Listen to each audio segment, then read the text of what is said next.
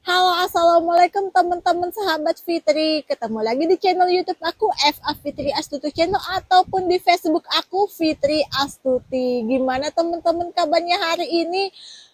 Mudah-mudahan diberi kesehatan selalu ya, yang sakit diberi kesehatan kembali, dicukupi dengan rezeki yang halal tanpa harus memiliki hutang dan tanpa harus memerlukan yang haram, dan dimudahkan segala urusannya yang positif. Amin amin ya rabbal alamin. Teman-teman, sekarang udah hari Minggu, nggak kerasa 3 hari lagi kita bakalan ngerayain Imlek, di mana khususnya di negara Cina itu dapat ampau, ampau, ampau, ampau, ampau. Waduh, udah nggak tahan nih, udah gatel ini tangannya temen-temennya buat terima ampau. Pokoknya buat temen-temen yang khususnya di negara-negara Cina, selamat ya, bakalan dapat THR di hari Rabu lah nanti insya Allah. Tapi jangan terlalu ngarepin temen-temennya, takutnya nggak sesuai dengan ekspektasi. Ya udah, itu cuma candaan aja. Tapi biasanya sih selalu diberikan angpau, karena angpau itu menurut orang Cina itu kayak seperti kayak fitrah gitu. Kita misalnya kita miskin, kita pelit, tapi harus fitrah. Mereka tahu. Jadi NPW itu meskipun majikan itu miskin, meskipun majikan itu pelit, tapi diharuskan keluar ampau, majikan itu juga bakalan tahu. Meskipun cuma $10, pasti yang namanya tahun baru Cina itu pasti majikan keluar anpau. Orang Cina asli yang tahu akan itu, teman-temannya. Kok jadi bahasa anpau sih? Ya udah teman-teman, kita bahas ke gibah-gibah di video YouTube aku. Tepatnya ada temen kita, temen TKW kita di Hong Kong yang curhat ke aku gitu, teman-temannya. Ceritanya gini, dia itu punya suami, teman-teman. Dia itu punya anak 2, teman-teman. Tapi tadinya sih dia itu dulunya itu ex Arab Saudi, teman-teman. Jadi dia itu pinter sih buat masak nasi biryani. Itu aku pernah ngerasain, kebetulan aku kenal ya sama orangnya gitu kan. Aku pernah ngerasain emang enak, nasi biryani Saudi Arabia buatan dia enak, teman-teman, daripada aku beli nasi biryani aceh-acehnya ini. Itu jauh. Pokoknya buatan temen aku ini yang curhat ke aku, dia mau terbuka ke aku gitu. Itu enak. Tapi kisahnya itu teman-teman, maaf ya, aku sambil udah angin ini, dinginnya ini bener-bener ingin luar biasa. Soalnya ini mau lebaran Cina, jadinya dingin banget. Kalau yang ngerasain itu di hari Minggu orang Hong Kong pasti bakal tahu. Jadi teman-teman, balik ke pembahasan aku. Jadi teman-teman, dari kisah cerita teman aku yang curhat ke WhatsApp aku itu, kisahnya itu dia itu punya suami, anak 2 gitu kan. Jadi suaminya itu, dia itu tadinya itu barengan aku, teman-teman. Terus dia itu nganggur itu di rumah itu, balik ke rumah itu hampir 2 tahun. Akhirnya dia balik lagi ke sini, teman-teman ya. Dia tuh curhat ke aku, dia balik lagi ke sini udah dapet itu hampir 9 bulan, teman-teman. Dia sudah hampir 9 bulan di sini. Dulunya dia di tahun 2019 dia barengan aku. Jadi teman-teman, dia pulang ke sini, akhirnya dia itu minjem bank, teman-teman. Atas dasar itu suaminya, padahal dia itu nganggur itu di rumah itu belum ada 2 tahun, tapi duit dia bekerja di Hong Kong itu udah habis nggak karuan ya, mungkin karena kebutuhan ekonomi anaknya 2. Terus suaminya juga nggak nganggur-nganggur banget sih, teman-teman. Dia bisa kerja meskipun cuman kerja serabutan kayak pasang-pasang keramik, dia bisa, teman-teman. Aku juga tahu, waktu itu pernah aku libur bareng sama temen aku yang curhat ini. Dia lagi suaminya itu bekerja lagi pasang keramik dapur gitu, aku juga tahu gitu ya. Tapi yang namanya orang yang namanya kulit bangunan kan ada enggak, sering nggak adanya. Misalnya kalau pasang pagar apa gitu kan, paling berapa tahun sekali sih, sering nggak adanya kan. Jadinya kan istrinya kan kesini, teman-temannya. Jadi itu istrinya kesini nganggur 2 tahun, akhirnya ninggalin utang gitu banyak, teman-teman. Karena uang kebutuhannya itu selama 2 tahun itu paling berapa sih, teman-teman? Balik ke Indonesia habis buat biaya hidup, buat sekolah, buat ini. Yang satu itu anaknya itu udah di tahap dia itu nganggur 2 tahun itu masuk ke SMA aja teman-teman. Jadinya masuk SMA itu bener-bener banyak teman-teman. Aku juga tahu anak aku itu udah tanya-tanya itu pun juga 9 juta teman-temannya. Wajar lah dia ninggalin hutang banyak, dia akhirnya hutang, terus dia hutang buat anaknya sekolah gitu, akhirnya dia putusin buat balik lagi tapi masih ninggalin hutang. Terus singkat cerita itu dia ninggalin hutang itu di orang Batak gitu, orang Batak. Jadi setiap bulan itu dia bukan pinjol ya, orang Batak, jadi setiap bulan itu dia harus bayar utang karena disamperin sama orangnya. Jadi setiap bulan pasti si orang Batak itu datang ke rumahnya buat nagih hutang. Wah pokoknya itu bunganya juga gila-gilaan gitu kan teman-teman. Udah kita nggak usah ngomongin yang namanya bunga gitu ya, karena kita juga agamanya beda server gitu kan, yang namanya orang Batak gitu teman-teman. Ya pokoknya itu karena kebutuhan. Jadi teman aku itu waktu itu ngutang itu 15 juta teman-teman. 15 juta itu teman aku itu ngutang buat masuk anaknya itu SMA, buat kebutuhan hidup, sama buat apa anaknya juga yang masih SD kelas 5 SD itu ada gitu kan, yang satunya itu.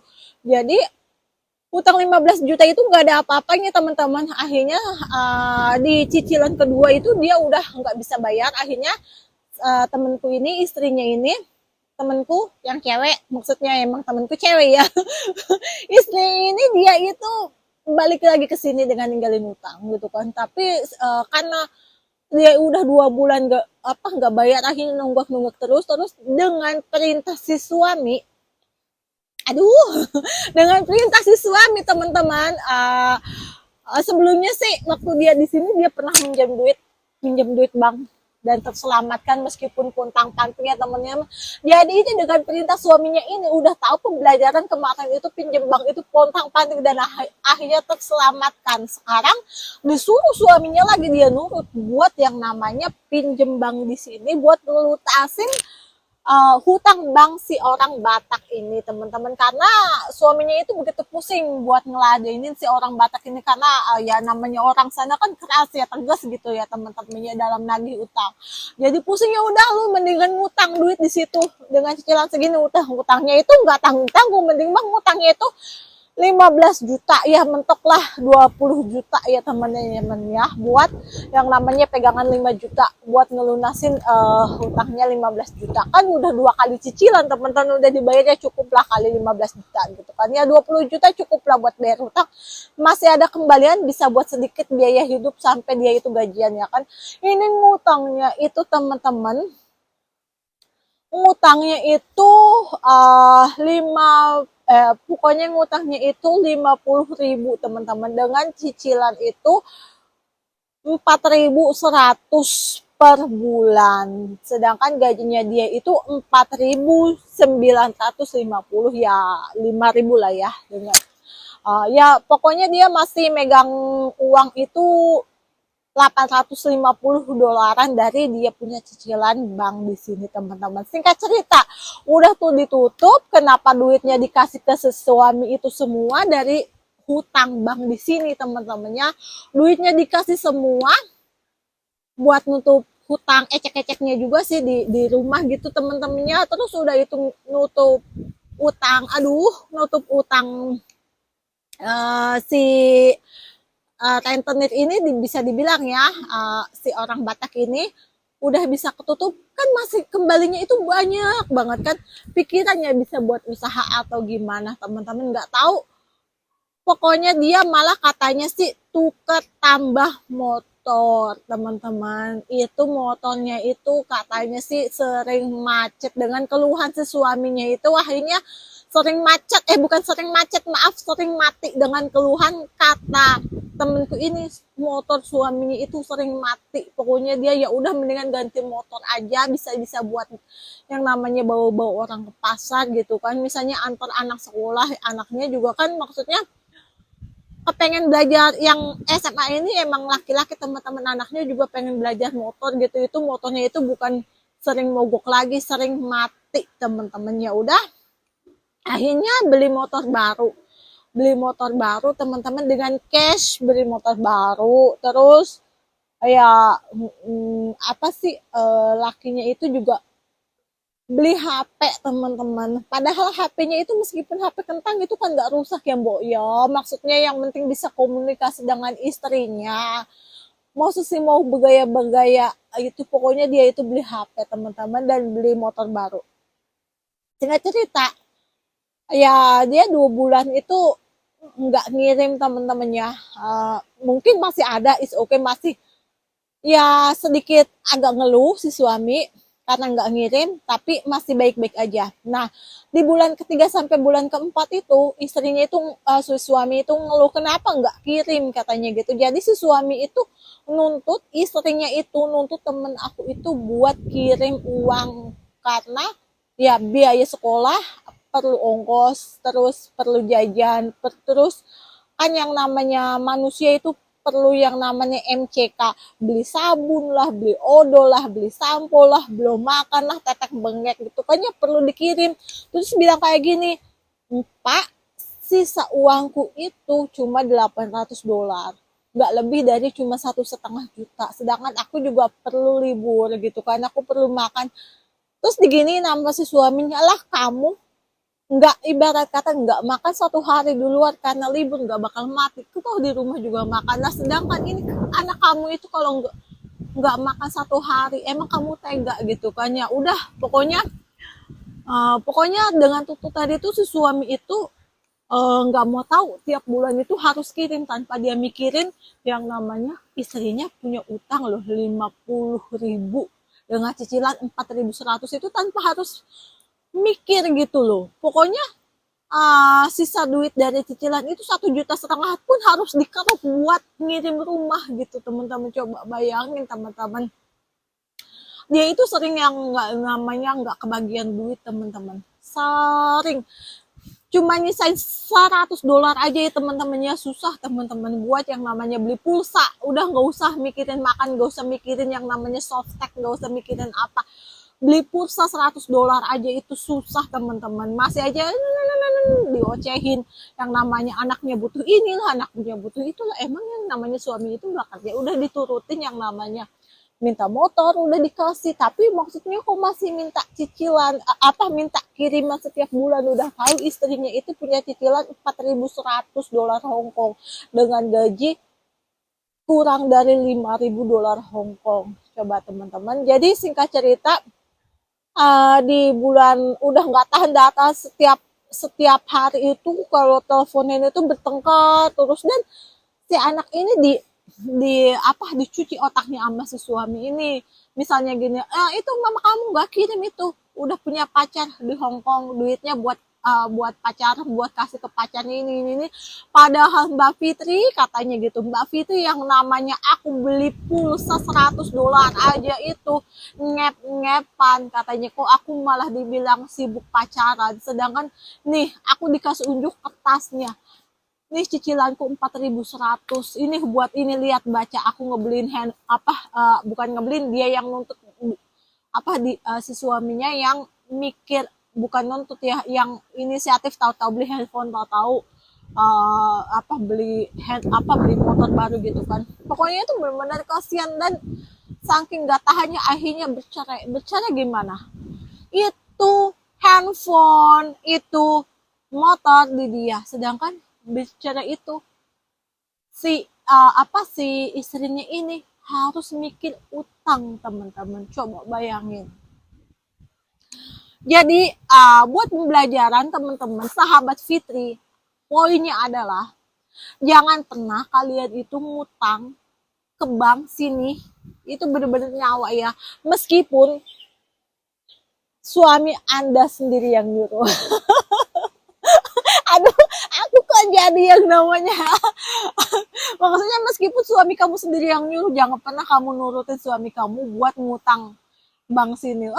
Teman-teman, akhirnya kalau misalnya tiap bulan nggak kirim, akhirnya ribut, akhirnya kalian cerai, terus kalian masih punya pikiran ngutang, terus kerja keras kalian ngutang itu buat suaminya. Aduh teman-teman, Pokoknya pembelajarannya teman-temannya, apalagi yang namanya kalian itu bergaul, apa, ada orang bergaul disuruh teman gitu kan, minjem, bukan minjem data, nggak bisa teman-teman kalau minjem data. Misalnya meskipun kamu itu, misalnya meskipun aku itu minjemin kayak KTP, kayak paspor dan kontrak kerja, nggak bisa cair kalau akunya sendiri yang punya data itu nggak datang.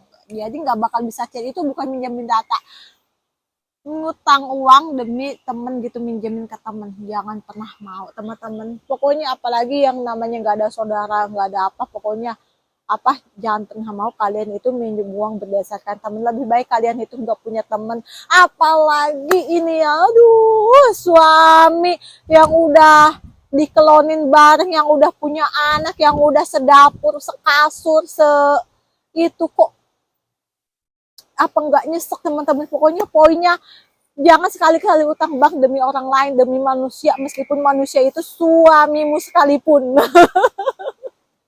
Ya udah teman-teman, ya kasihan banget itu temen aku.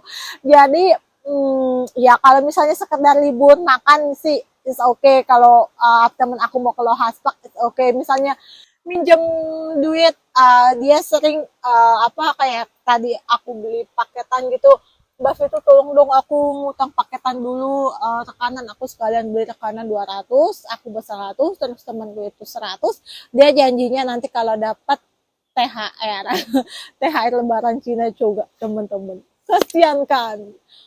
Pokoknya buat Serikandi pahlawan devisa yang punya suami sekalipun, jangan pernah nurut kamu ke suamimu, yang suamimu nyuruh-nyuruh utang bang. Ingat, nyawamu.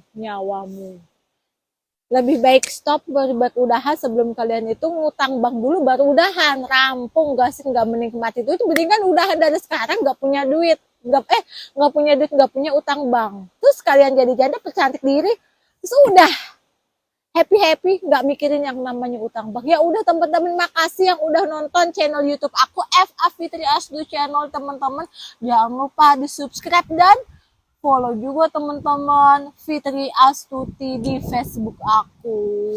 Assalamualaikum, berkah dan sehat selalu buat kalian sahabat Fitri. Bye bye. Aduh, angin.